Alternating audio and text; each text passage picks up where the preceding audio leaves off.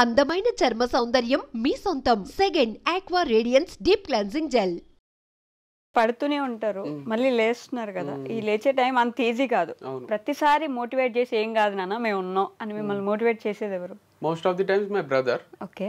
So in between కూడా చాలా మంది ఉంటారు కదా, like partner or father, mother, sister, అందరు ఇంపాక్ట్ ఉంది లైఫ్ లో, ఫ్రెండ్స్.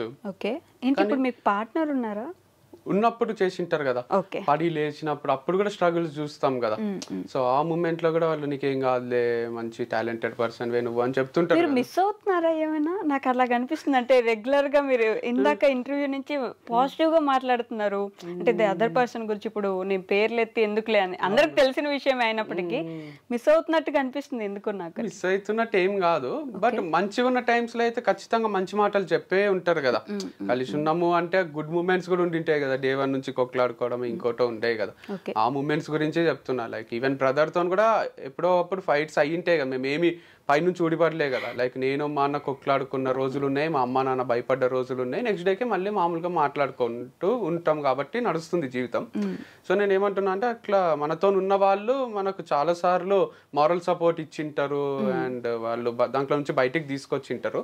మా అన్ననే చేసిండు ఇది ఎన్నో సార్లు. అంటే కాదు వంశీ గారు, ఇంత చెప్తున్నారు, ఇంత ఆల్మోస్ట్ ఇంటర్వ్యూలో 10 నిమిషాలైనా మాట్లాడుంటారు మీరు. ఎందుకు ఊడిపోయారు అసలు? మెయిన్ రీజన్ ఏమై ఉండదు?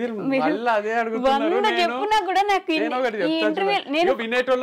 టు బి హానెస్ట్ నేను అసలు మాట్లాడదాం అనుకోలేదు ఆ టాపిక్. కాకపోతే మీరు ఇంటర్వ్యూలో కూర్చొని అంత పాజిటివ్ గా మాట్లాడుతుంటే అసలు ఏంటి ఇప్పుడు ఏమైనా మారిపోయారా, లేకపోతే మైండ్ లో ఏం మాట్లాడతలేను. ఇప్పుడు ఒకరు కూలిపోవాలి అని కోరుకునే మనిషిని కాదు నేను. అంటే వాళ్ళ డౌన్ ఫాల్ చూడాలనుకోను, అదొకటే మాట్లాడినా నేను. ఇప్పుడు బ్రేకప్ గురించో సపోర్ట్ చేసిందని చెప్పారు, అవి చెప్పి నేను అడగదలుచుకోలేదు, అందరికి చెప్పేశారు, విసిగిపోయి ఉంటారు కదా. చెప్పాను కదా ఇప్పుడు ఎట్లయినా, ఎందుకంటే ఆడియన్స్ కోసం చెప్పాను నేను. మనం ఇద్దరమే ఉండి మీరు అడిగితే నేను కెమెరా ఆఫ్ చేసినాక చెప్తానేమో, ఇట్లా జరిగింది, ఇట్లా అయింది, ఇందుకు అయింది, ఇట్లా ఏమన్నా మీకన్నా ఇంట్రెస్టింగ్ గా వింటారేమో. కానీ ఆన్ కెమెరా నేను చెప్తే ఎందుకురా మళ్ళీ అది ఏ చెప్తున్నావు అనిపిస్తుంది కదా వాళ్ళకు. సో సపోర్ట్ చేసిన వాళ్ళు ఉన్నారు, పడినప్పుడల్లా లేదు. మిస్ కావడం కూడా మీరు అన్నట్టు మిస్ కాను అని ఎందుకు అనుకుంటున్నారు? అంటే పిచ్చా నాకేమన్నా లవ్ చేసి పెళ్లి చేసుకున్నా నేను, మిస్ అయితా అండ్ తర్వాత ఇక మిస్ అవుతూనే ఉండిపోతే నడవదు కదా జీవితం. అరే ఆ మూమెంట్స్ అవన్నీ అయిపోయినాయి కదా అని కొత్త లైఫ్ స్టార్ట్ చేసుకుంటాం, అంతేగాని అన్నీ ఉంటాయి. మీరు మిస్ అవుతున్నారా అంటే ఇప్పుడు నేను కళలో నుంచి నీళ్లు తీసినా కూడా ఏం ఉపయోగం లేదు కదా. అదే అందుకే అడిగాను నేను. మరి ఇప్పుడు కూడా మీరు అది మళ్ళీ నన్ను క్వశ్చన్ అడిగేలా చేస్తున్నారు. ఇప్పుడు మీరు మిస్ అవుతున్నాను అంటే నేను అడగను మరి క్వశ్చన్ ఎందుకు అని అడుగుతారు కదా. ఆబ్వియస్లీ ఇంత మిస్ అయ్యే వాళ్ళు అసలు ఎందుకు అంటే మంచి మూమెంట్స్ ఉంటాయి కదా అంటున్నా. మా ఇద్దరి మధ్యలో లవ్ మ్యారేజ్ అయినప్పుడు ఆబ్వియస్ గా కొన్ని మంచి మూమెంట్స్ ఉంటాయి కదా. అయ్యో వస్తాయి కదా, అప్పుడు మిస్ అవుతాం కదా. నేను ఎందుకు అని బ్రేకప్ అయినందుకు, డివోర్స్ అయినందుకు కొన్ని డిస్టర్బెన్సెస్ కూడా వచ్చింటాయి కదా, అవి గుర్తొచ్చినాక ఓవర్కమ్ చేస్తాము. అరే మంచి అవి గుర్తొచ్చి ఓవర్కమ్ చేస్తున్నారా, అంతేనా? అనుకోకుంటే నడవదు కదండి జీవితం. ఏం చేయమంటారు మరి? ఏంటి ఇప్పుడు చెప్పండి అయిపోయింది నాది. అయిపోయిందా? కాదు, ఇవన్నీ చేశారు, ఇప్పుడు ప్రమోషన్స్ చేస్తున్నారు పక్కన వాళ్ళకి. మీరేం ప్లాన్ చేస్తున్నారు నెక్స్ట్? ఓకే నేను ఇది స్టార్ట్ చేస్తాను, లేదంటే మళ్ళీ మోటివేషనల్ స్పీకింగ్ ఏమైనా చేస్తారు, ఇట్లా ఏమనుకుంటున్నారు నెక్స్ట్? ఏంటి నెక్స్ట్ ఏం అనుకుంటలేను. రోజుకు 20-30 వేలు వస్తున్నప్పుడు నెక్స్ట్ ఎందుకు అనుకుంటారు? పెట్రోల్ కి 2-3 వేలు పోయినా 25 వేలు మిగులుతున్నప్పుడు రోజుకి ఇక నెక్స్ట్ ఆలోచించాల్సిన అవసరం ఏముంది నాకు? తర్వాత ఇది ఆగిపోయినాక మళ్ళీ ఒక వారం ఆలోచించి నేను అక్కడ మళ్ళీ ఏదన్నా ఐడియా క్లిక్ అయితే అది ఇంప్లిమెంట్ చేస్తా, అంతేగాని నేను నెలకు 5-6 లక్షలు వస్తున్న టైంలా ఎఫర్ట్లెస్ గానే అంటే అక్కడికి వెళ్తారు అంత ఈజీ కూడా ఉండదు. మీరు అంత తీసిపడేకండి, నేను చెప్తే మీరు వినాలి అంతే. మీరు అనరాదు. ఎఫర్ట్లెస్ అంటే చెప్పడం వరకే, దాని వెనకాల ఎంత కష్టం ఉంటది అంటే పొద్దున్న లేచి స్టార్ట్ కావాలి. కార్ల జర్నీ అంతసేపు కూడా ఎడిటింగ్ చేస్తుంటే నేను పోయినాక వాళ్ళు ఒక కాన్సెప్ట్ చెప్తారు, అది నేను అర్థం చేసుకోవాలి, వాళ్ళకి నచ్చినట్టు చెయ్యాలి. పోస్ట్ చేసేటప్పుడు కూడా వాళ్ళకి నచ్చాలి. అదే అని చెప్తున్నా. నాకేందంటే ఇక మ్యూజిక్ వచ్చిన వాళ్ళకు దేవశ్రీ ప్రసాద్ ఎట్లయితే మ్యూజిక్ మంచిగా ఇస్తాడో, ఆయనకు పాటకు 5 లక్షలు 6 లక్షలు వస్తున్నాయి అంటే ఈజీగా వస్తున్నాయి, నీకు మ్యూజిక్ వచ్చి చేసేస్తున్నావు అంటే ఆయన ఎన్ని ట్యూన్స్ రిజెక్ట్ చేసి ఉంటారు, ఎంత స్ట్రగుల్ ఉంటుంది. అట్లా నాది కూడా రిజెక్షన్స్ రిజెక్షన్స్ కూడా ఉంటాయి, ఇది వద్దు మాకు, ఈ కాన్సెప్ట్ వద్దు, ఇట్లా చెప్పు అట్లా చెప్పు అంటుంటారు. సో కష్టమే ఉంది. బట్ మీరు అన్నట్టు నెక్స్ట్ ప్లాన్ ఎందుకు లేదు అంటే, నెలకు 25,000 సంపాదించడం అనేది ఒక నాలాంటి మనిషికి it's a God gift and I'm so fortunate about. నెలకి 25 రోజుకి అదే సారీ నెలకన్నా ఆ నెలకు 25,000 సంపాదిస్తేనే మనము అన్ని ఖర్చులు వెళ్ళిపోయే మనుషులు ఉన్న రోజుల్లో రోజుకి 25,000 సంపాదించడం అనేది అది ఓవర్ నైట్ కూడా జరగలే. 10 ఏళ్ల ముందు నాకు నెలకు 10,000 ఇస్తుండ్రి కోఆర్డినేటర్ గా చేసేటప్పుడు. ఇప్పుడు ప్రమోషన్ కి 10,000 ఇస్తుండ్రు. అంటే 30 days కి 10,000, 1 hour కి 10,000 స్టేజ్ కి వచ్చిన నేను. 1 hour కి 5 లక్షలు తీసుకునే పీపుల్ కూడా ఉన్నారు. న్యూక్లియా అని సిబిఐటీలో డీజే ప్లే చేస్తాడు, ఆయనకు గంట ప్లే చేస్తే 6 లక్షలు ఇస్తారు. సో అట్లాంటి పీపుల్ ఉన్నారు. యాడ్స్ లో కూడా చెప్తున్నారు నాకు, మీరు ఎందుకు ఇంత తక్కువ తీసుకుంటున్నారు, మీ అంత ఫాలోవర్స్ ఉన్న వాళ్ళు 40K తీసుకుంటారు, 50K అంటే నేను అందరికి రీచబుల్ ఉండాలనుకుంటున్నా, చిన్న స్టేజ్ నుంచి పెద్ద స్టేజ్ వరకు అని చెప్పిన అనమాట. సో అట్లా మళ్ళీ మనం కంపేర్ చేసుకొని ఆ వంశీకి 20,000 వస్తున్నాయి నెగటివ్ కామెంట్స్ పెడదాం ఇక అనుకోకండి మీరు. అంటే రోజుకి 25,000 కాదు, నిజం చెప్పండి, అలవాటు అయిపోయింది కదా. ఇప్పుడు నేను ఏం చెప్పినా జనాలు ఏదో ఒకటి తీసుకొస్తారు. సో ముందు నేనే చెప్పేస్తా, మీరు ఇప్పుడు దీన్ని నెగిటివ్ గా తీసుకోకండి అని. ఎందుకంటే అక్షయ్ కుమార్ రోజు ₹1,00,00,000 తీసుకొని చెప్పుకున్నా బాధనే ఉంది, నాకేం వస్తలేదు, నాకు డిప్రెషన్ వస్తుంది అంటే అట్లా పెడతారు, నువ్వు ఎందుకు భయ అంత లోలు ఉంటావు అని అంటారు. సో ఏం చేసినా కొంచెం టఫే ఉంది లైఫ్ అయితే, ఏం చేసినా ఏదో ఒకటి అనేస్తున్నాడు పాపం జనం కదా. పాజిటివిటీ ఇప్పుడు ఏమైనా కొంచెం చూస్తున్నారా జనాల నుంచి, పర్లేదు భయ్యా కొంచెం మూవ్ అవ్వు. ఒక్క నెగిటివ్ కామెంట్ లేదు చూడండి, ఎప్పుడైనా వస్తే రిలీట్ చేస్తున్నా 1-2 అని. అప్పుడైతే వెతికి ఒక నైట్ పండుకుంటే పొద్దున్న లేసరికి ఒక 200 నెగిటివ్ కామెంట్స్ ఉంటుండే, అవి డిలీట్ చేయడానికనే హాఫ్ డే పోతుండే. సో ఇప్పుడైతే ఎవరు పెడతలేరు, అందరూ పట్టించుకుంటలేరా మరి, లేదా పాజిటివ్ ఇంప్రెషన్ ఉందో గానీ మూవ్ అని అయిపోయినారు. కానీ ఫాలోవర్స్ కూడా ఏం దగ్గర, నాకు అదొకటి హైలైట్ ఉంది నా విషయంలో, పెరుగుతలేరు తగ్గుతలేరు. కొనుక్కున్నారేమో 10 ఏళ్ళ స్ట్రగుల్ ఈ మాత్రం ఉండరా. సో యాక్చువల్గా నాకు 1 million 2 million ఉండాలి, ఇంకా తక్కువ ఉంది నంబర్. ఎందుకంటే 8కి పోయినా గుర్తుపడతారు నన్ను, ప్రతి ఫ్యామిలీలో ఒకరికి అయితే తెలుసు నేను. సో అంతున్నప్పుడు నంబర్ యాక్చువల్ హై ఉండాలి, కానీ ఇక ఇవన్నీ క్లోజ్ చేయడము, ఇదంతా నెగిటివ్ ఇంప్రెషన్ ఏదైతుందో దానివల్ల కొంచెం తక్కువ ఉన్నట్టున్నారు. ఓకే, అన్నయ్య ఏం చేస్తున్నారు ఇప్పుడు? అన్నయ్య సబ్జెక్ట్ రిలేటెడే చేస్తాడు.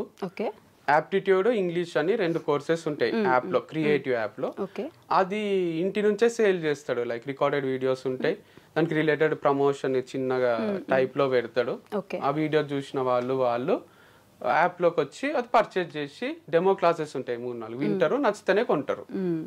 ఓకే, అమ్మ నాన్న సపోర్ట్ చేస్తున్నారా? ఏం కాదురా, జరుగుతూనే ఉంటాయి, లైఫ్ మూవ్ అవుతూనే ఉండాలి ఇలా అంటారా, లేకపోతే ఏదో ఒకటి చేయండి రా నాయన అంటారా?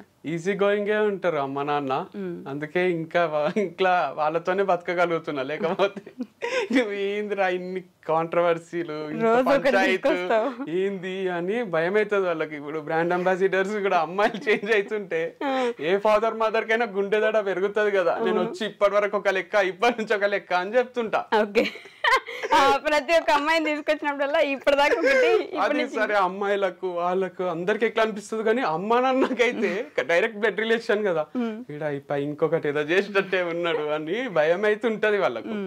కానీ వాళ్ళు సపోర్టే చేస్తారు. లైక్ రీసెంట్ గా కూడా మ్యారేజ్ బ్యూరో నుంచి ఒక మెసేజ్ వచ్చింది నాకు, మ్యాచెస్ కి చూస్తున్నారా అని. ఓకే, చెప్పండి మంచి అమ్మాయి ఉంటే చేసుకుంటా అని రిప్లై ఇచ్చిన. అది మా అమ్మకు, అక్కకు, డాడీకి కూడా చెప్పిన. వాళ్ళు ప్రొఫైల్ షేర్ చేస్తుంటే నేను అది గ్రూప్ లో షేర్ చేస్తున్నా, మా ఫ్యామిలీ గ్రూప్ లో. చూడండి మీకు నచ్చిన అమ్మాయినే చేసుకుంటా, లాస్ట్ టైం నాకు నచ్చిన అమ్మాయిని చేసుకున్నా, ఈసారి మీకు నచ్చిన అమ్మాయిని చేసుకుంటా అని.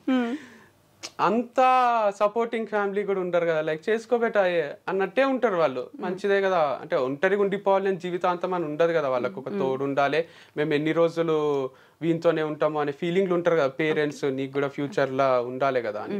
సో మంచి సపోర్ట్ చేస్తున్నారు. సో నేను ఏం చేసినా సపోర్ట్ చేస్తారు. అట్లని తప్పులు చేస్తే తిడతారు, కానీ నేను తప్పులు చెయ్య కదా. తప్పులు చేయరా? అంత మెచ్యూరిటీ అవుతుంది. మీరు చేసేవన్నీ తప్పులే కదా, మీరు అంటున్నారు. రోజు తప్పులతో నేర్చుకుంటున్నారు మీరు. తప్పులతోటి నేర్చుకుంటలేను, వచ్చిన కష్టాలతోటి, వచ్చిన ఫెయిల్యూర్ తోటి నేర్చుకుంటున్నా. ఒక ఇంటర్వ్యూకి పోయి ఫెయిల్ అయినావో అంటే తప్పు చేసినట్టే కాదు కదా. అది తప్పు కాదు, కాకపోతే మీరు బిజినెస్ పెట్టి ఫెయిల్ అయ్యారంటే ఎక్కడో దగ్గర తప్పు జరిగిందని కదా. తప్పు జరగకుండా కూడా మూసుకోవాల్సి వస్తుంది కదా, అంటే వేరే వాళ్ళ తప్పు వల్ల కూడా. ఎవరు తప్పు వల్ల అయినట్టు? ఇప్పుడు నాపై నెగిటివ్ పబ్లిసిటీ చేసిండ్రు కదా. ఎవరు?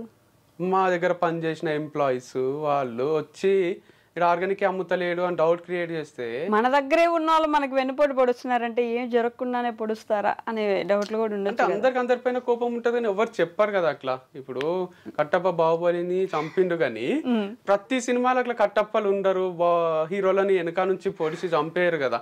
ఒక్కసారి జరిగిందంటే అది 1 in a million జరుగుతుంది, million times లో. అట్లా నా లైఫ్ లో జరిగింది. 1 in a million me life లో జరిగింది కాబట్టి అలా జరుగుతుంది. ఎందుకంటే నేను పని చేసుకుంటా, మంచినే ఉండే పర్సన్ ని నేను, పని అంటే పిచ్చి, అట్లాంటిది నాకు ఫార్మ్స్ లేకుండా చేసిండ్రు. అయ్యో మీరు అన్ని ఇది పాత మెమరీస్ గుర్తు చేసి బాధ పెడుతున్నారు. నేను బాధ పెట్టలేదండి, మీరు అడిగే క్వశ్చన్స్ అట్లా ఉన్నట్టున్నాయి. ఎందుకంటే ఫస్ట్ మ్యారేజ్ గురించి నేను అడగలేదు అసలు, మీరే చెప్పారు. నేను అసలు మీ మ్యారేజ్ గురించి కానీ ఇంకెవరి గురించి కానీ నేను అడగలేదు. మీరు అన్ని క్లోజ్ అయిన వాటి గురించి అడుగుతున్నారు. మీరు ఇప్పుడు జరిగే ప్రమోషన్స్ గురించి, అరే మీ లైఫ్ బాగుంది కదండి, మీరు మంచిగా బయటకు వచ్చిండ్రు, ఇట్లా అంటలేదు. నేను ఆ ఫస్ట్ పాయింట్ నేను అది చెప్పా. మీరు మళ్ళీ ఇట్లా పడిపోయి కూడా మళ్ళీ లేస్తున్నారండి. మీరు బయటకు వచ్చి ఇప్పుడు మీరు అట్లా ఎందుకు అయింది, ఇట్లా ఎందుకు అయింది, ఇది ఎందుకు అయింది అంటున్నారు. ఇప్పుడు ఇక్కడ నుంచి ఇక్కడ దాకా వెళ్ళినప్పుడు చచ్చిన పాముని ఇంకా చంపుతున్నారండి మీరు. చెప్పండి. ఇక్కడ నుంచి ఇక్కడ దాకా వెళ్ళినప్పుడు ఈ మధ్యలో ఏం జరిగింది అనేది కూడా జనానికి ఒక ఇంట్రెస్ట్ ఉంటది కదా. ఏం జరిగితే మళ్ళీ ఇక్కడ నుంచి ఇక్కడికి వెళ్ళగలిగారు, ఇక్కడ నుంచి ఇక్కడ దాకా వచ్చారు, ఆ ఇంట్రెస్ట్ ఎలా జరిగింది అనేది మాత్రం తెలుసుకోవాలి. నేను చెప్తా. యాక్చువల్గా డిప్రెషన్ అనేది అందరికీ వస్తుంది. మనం ఏం చేస్తామంటే అది మనల్ని కంట్రోల్లోకి తీసుకునే దగ్గరికి తీసుకొస్తాం. దాన్ని మన కంట్రోల్లోకి తెచ్చుకోవాలి, కానీ దాని కంట్రోల్లోకి మనం పోరాదు. అది వచ్చి తలపైన తాండవం చేస్తుంది, ఆడుకుంటది మనతోని. అస్సలు ఇంట్లో నుంచి బయటికి కదలనియది, ఎవరితో మాట్లాడనియది, ఏడుపు వస్తుంది. దీపికా పడుకోనికి అయింది అట్లా, లవ్ ఫెయిల్ అయ్యా మరి ఎందుకో తెలియదు కానీ ఆమె ఇంట్లోనే ఉంటూ డిప్రెషన్ లోకి పోతూ అందరికీ చెప్పింది ఇది నార్మలే, సైక్రియాటిస్ట్లని సైకాలజిస్ట్లని కలవండి, ఇట్స్ ఓకే అని. సో నాకు కూడా అంత డిప్రెషన్లో వచ్చిన రోజులు ఉన్నాయి. నేను దాన్ని కంట్రోల్లోకి తీసుకొనియను. అంటే అది వచ్చి నాకు తెలుసు అది డాన్స్ చేస్తుంది అని, మనతోనే ఉంటది దయ్యం లాగా. ఒక ఫోటోను ఒక మూవీ ఉంది, దాంట్లో భుజం పైన దయ్యం కూర్చుంటది, వానికి హెవీగా ఉంటది. మనకు కూడా అట్లా వచ్చి డిప్రెషన్ కూర్చోనికే ట్రై చేస్తుంటది, కానీ దయ్యం లాగా. మనం దానికి ఆ ఛాన్స్ ఇయ్యరాదు. మంచిగా ఫ్రెండ్స్ తో తిరగడము, ఫ్యామిలీతో టైం స్పెండ్ చేయడము, మ్యూజిక్ వినడము, బుక్స్ చదవడము, క్రికెట్ ఆడడము, చూడడము, ఇట్లాంటి వాటికి మనం అడిక్ట్ అయినాం అనుకోండి, గుడ్ హ్యాబిట్స్ ఉంటాయి. అప్పుడు దాంట్లోంచి బయటికి రావచ్చు. నిన్న వచ్చింది లో ఫీలింగ్ నాకు. మీ ఇంటర్వ్యూ ఈ రోజు కదా, నిన్న ఈవినింగ్ వచ్చింది. నేనేం చేసిన, మ్యాడ్ స్క్వేర్ చూడలే, థియేటర్ లో పెట్టుకొని కూర్చున్నా. ఇంత హైలైట్ కూడా తీస్తారా ఆ మూవీ అనిపించింది. మ్యాడ్ నచ్చింది నాకు, మ్యాడ్ స్క్వేర్ నచ్చింది. అంటే ఆ హ్యూమర్, ఆ లైట్ నోట్ లో తీస్తున్నారు చూడండి మూవీస్. ఇట్స్ గ్రేట్ టాలెంట్ అనిపిస్తుంది. ఆస్కార్ ఇవ్వచ్చు వాళ్ళకు. మనం ఎట్లాంటి వాటికి ఇస్తామంటే యానిమేటెడ్ మూవీస్ కో ఇంకోటో అట్లా ఆలోచిస్తాం, కానీ ఇది కూడా చాలా కష్టం ఇట్లా తీయడం.